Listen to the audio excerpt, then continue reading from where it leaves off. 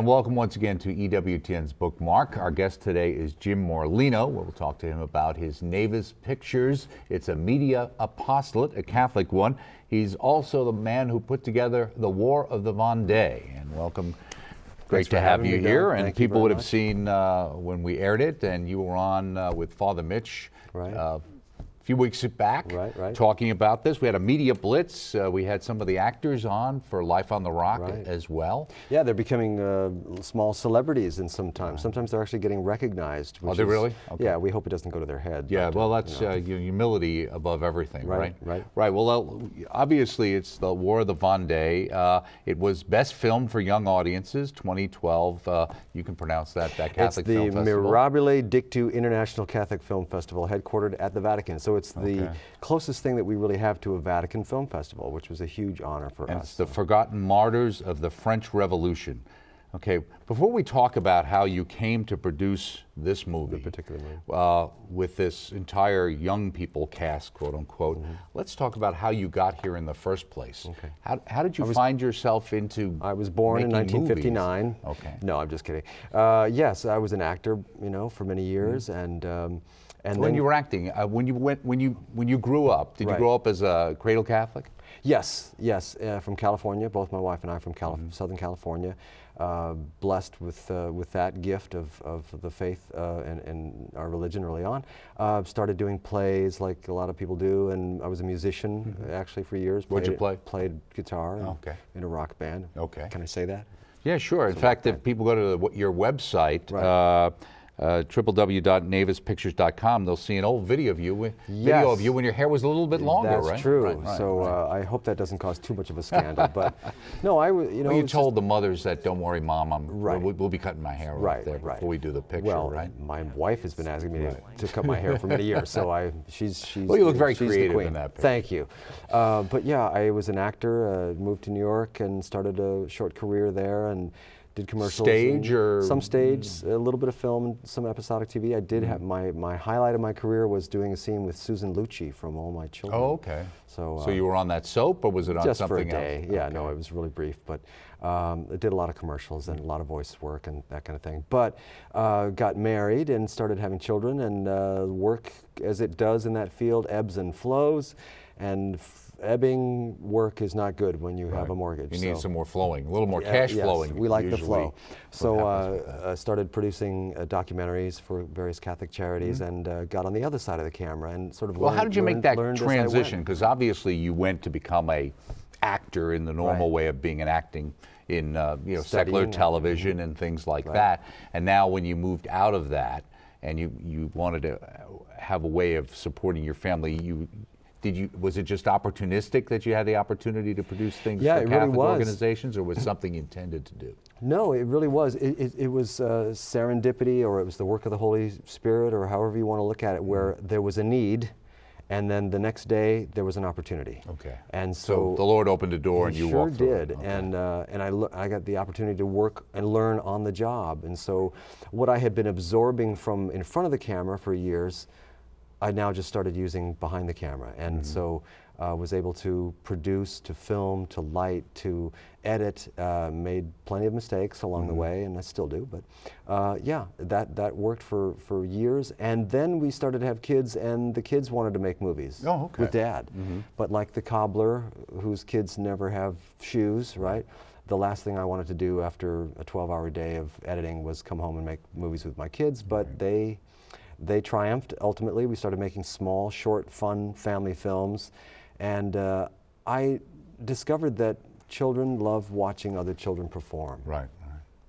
And not just the children, yet adults can be drawn into children's performances, especially innocent Catholic children's performances. There's something of a native benefit there, a good that we discovered. And we just started cultivating There's a level of purity in the there really is, and in how and that the act of creating art is, for a Catholic, or should be, a spiritual exercise in a way, because we're using the creativity that God's written on our souls.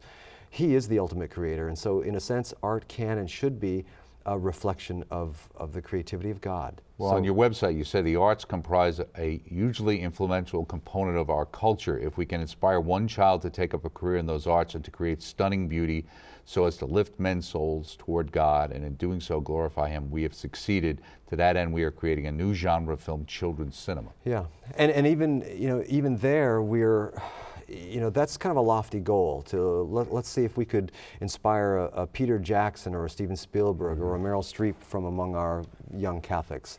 That would be great if that happens. In the short run, we're making movies that can be enjoyed by the entire family, where we can treat serious, you know, subjects like the French Revolution or martyrdom, but in a way that the whole family can watch together.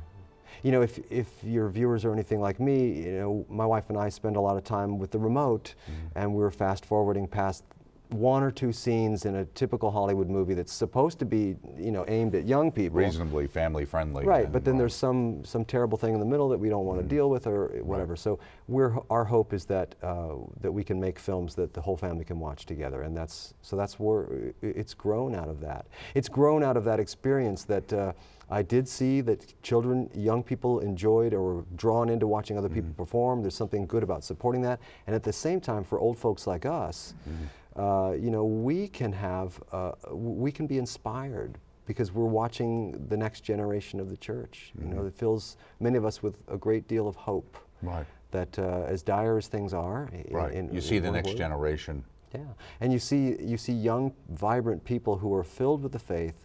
They're comfortable in their own skin. They know who they are. They're children of God.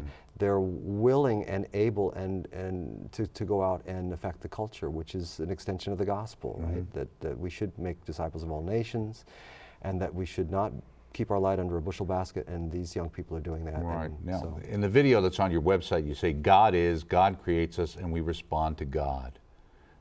When did you take that on in your own life? Yeah, that's an interesting idea. I started out, you know, where I was a cradle Catholic, but I met God on my own terms, as many of us do at certain points in our lives.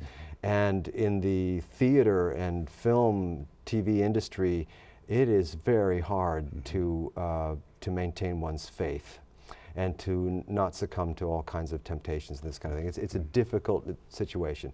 And so I made my rationalization for years, you know, and then I met a saint, and she said yes when I asked her to marry me. I was going to say, right? You know, and so she drew me back, and the Holy Spirit and Our Lady drew me back to I think a more serious treatment of the faith and how that redounds on the rest of your life, and what it means and what the implications are. And so, not that I'm a saint yet, but I certainly saw a clear path.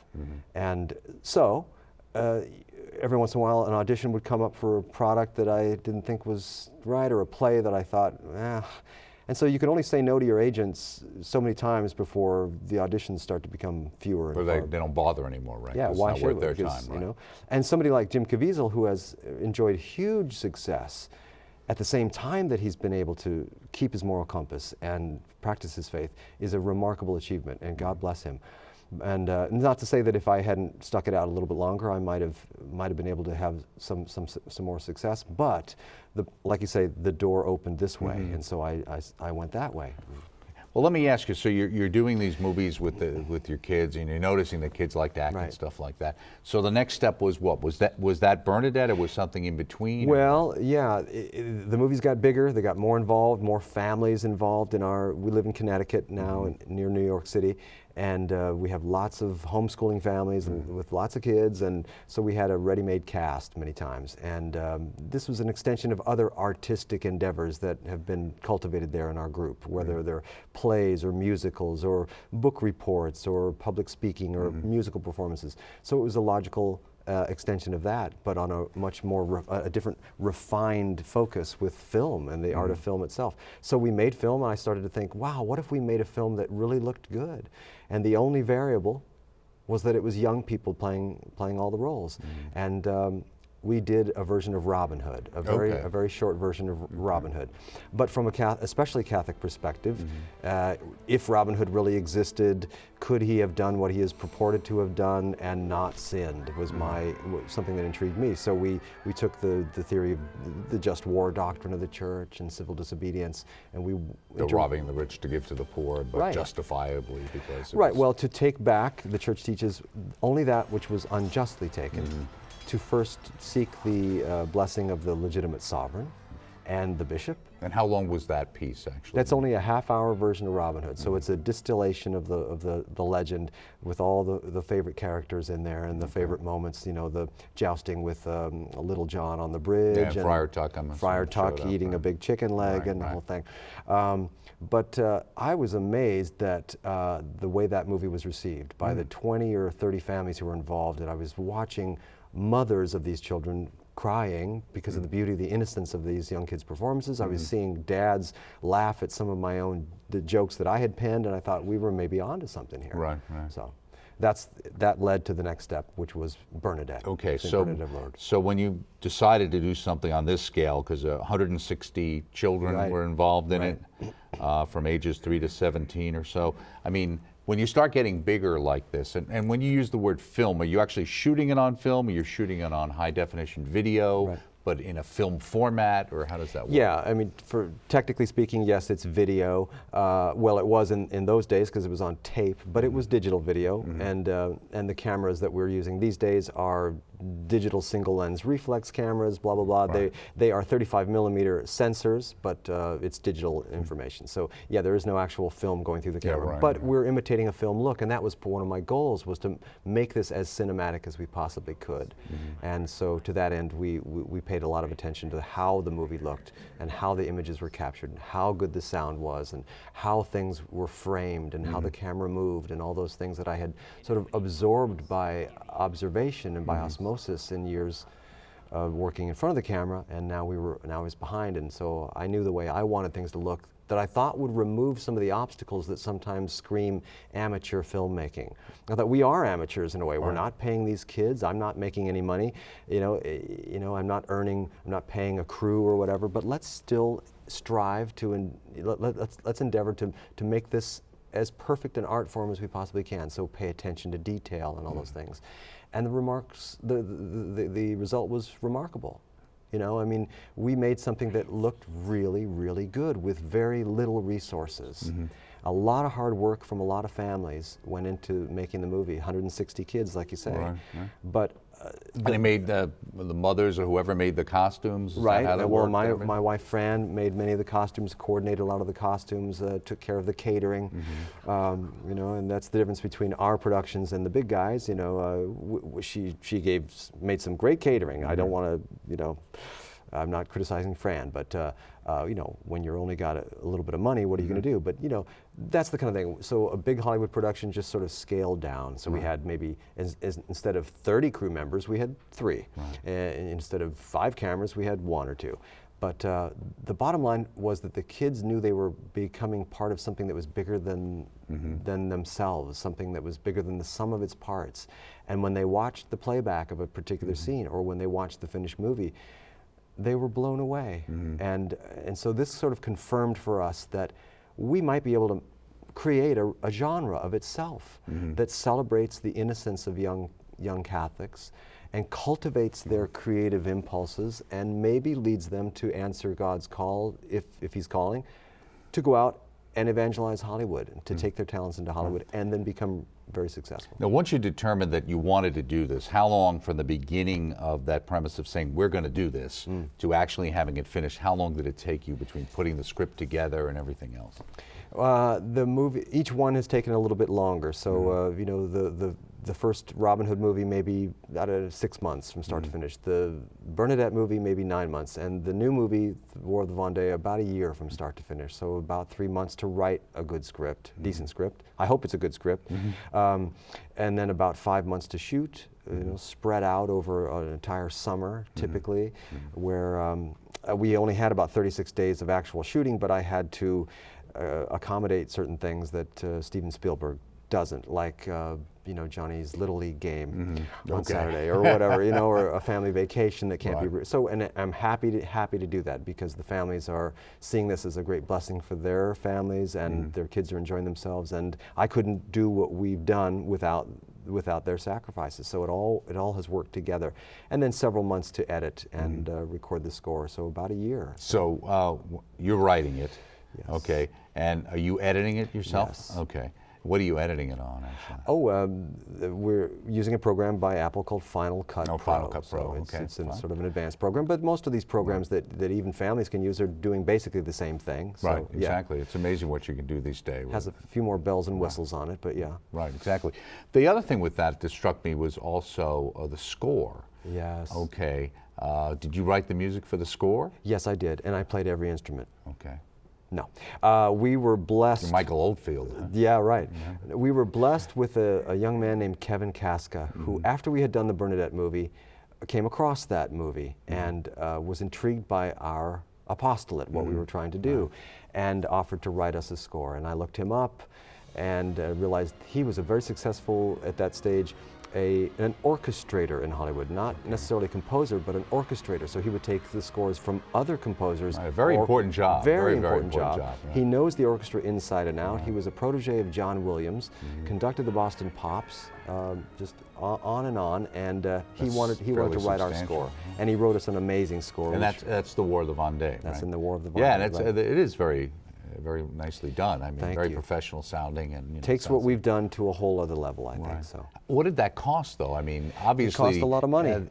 What was it exponentially from the time you went from Robin Hood to Bernadette to the War of the Vendee in the sense of cost? Yeah, Robin Hood probably maybe $1,000, and that could be for just gas money, to get to where we were going, or a few bucks for costumes. Bernadette, we spent money on catering, so we catered every day for the entire group of the cast who were there.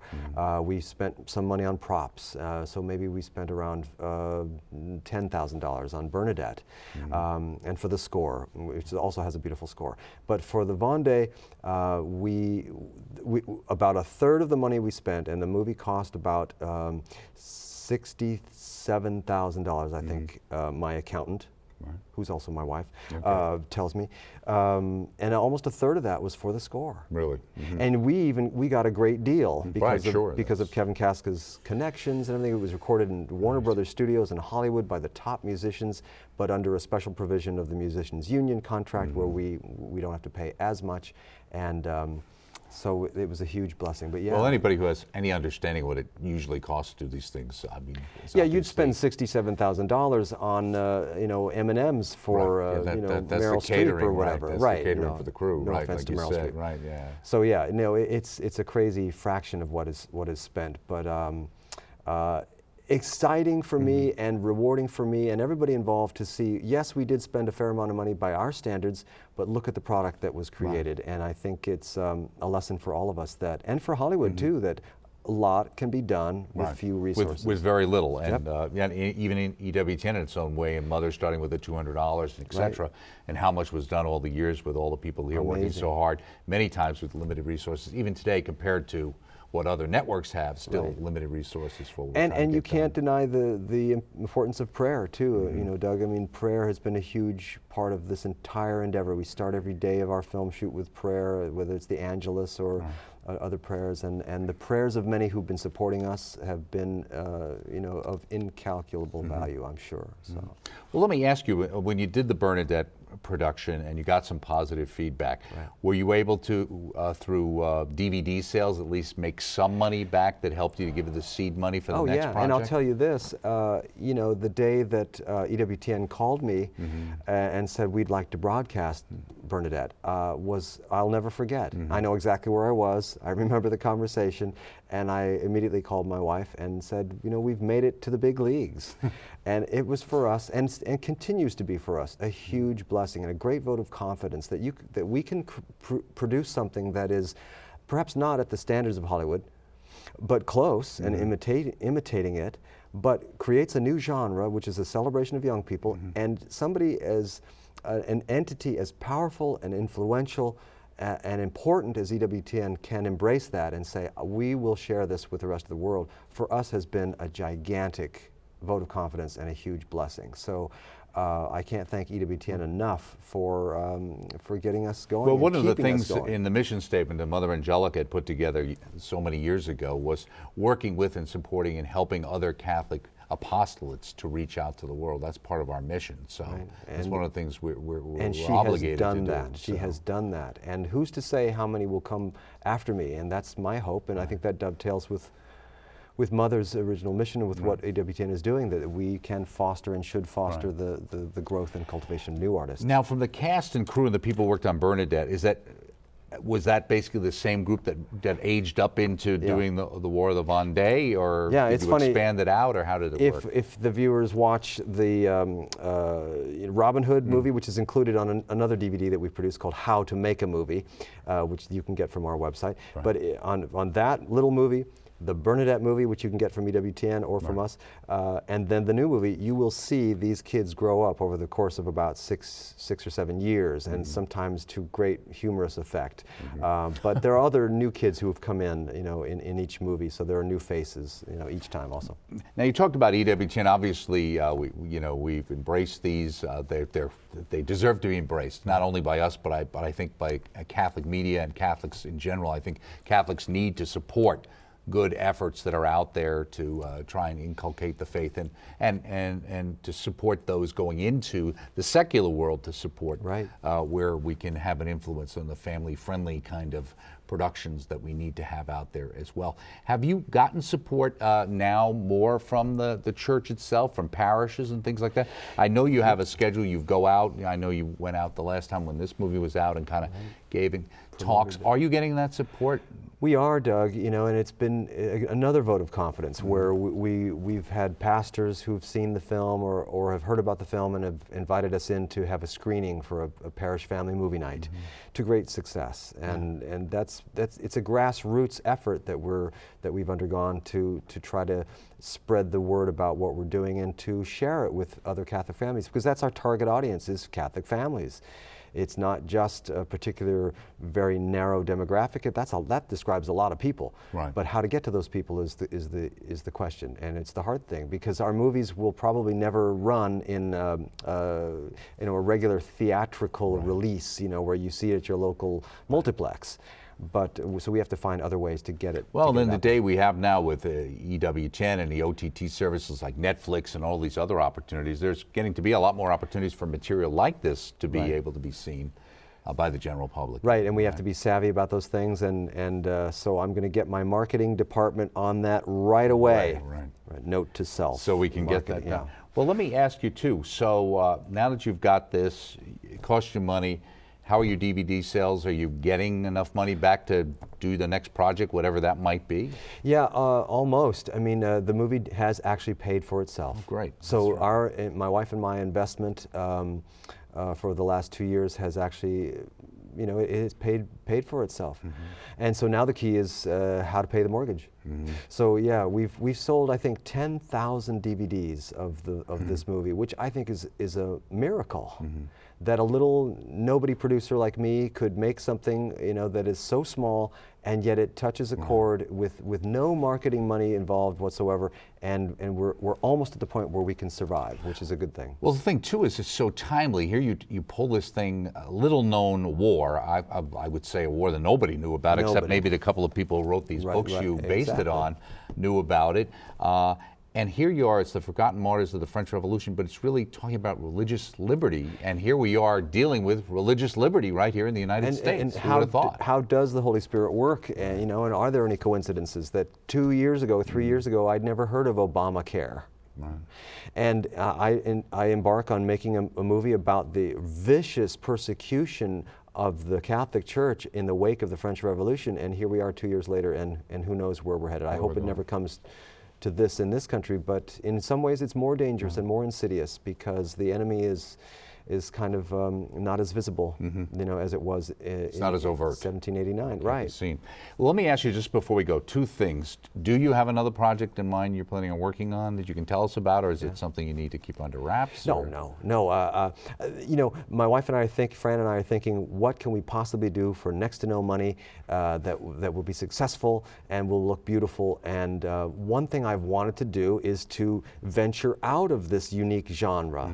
But that's actually, the irony is that's where my strength is. I feel like I have some degree of talent working with young people and bringing out of amateur actors very strong performances. So how to do those two things? So I have an original script in mind, hoping to produce it in the spring, that will feature a large number of young people playing their own ages, set in an orphanage in the 1940s. So that's a stroke of genius, isn't it? Where these are young people and they're playing their own ages. We'll also put in some adults, you know, and so it'll be like a classic regular movie. And if people want to follow up and keep track of you, you can go to your website, right? Nobbyspictures.com, right? Nobbyspictures.com. Great. Yep. And they can pray for you and hopefully maybe support you as well. Exactly. Good luck. Thanks, Doug, very much. Thank you so much. Speaking with Jim Morlino, The War of the Vendee. It's a DVD. You should check it out, watch it on EWTN, buy it from EWTN's religious catalog, or go to his website at Navis Pictures and support this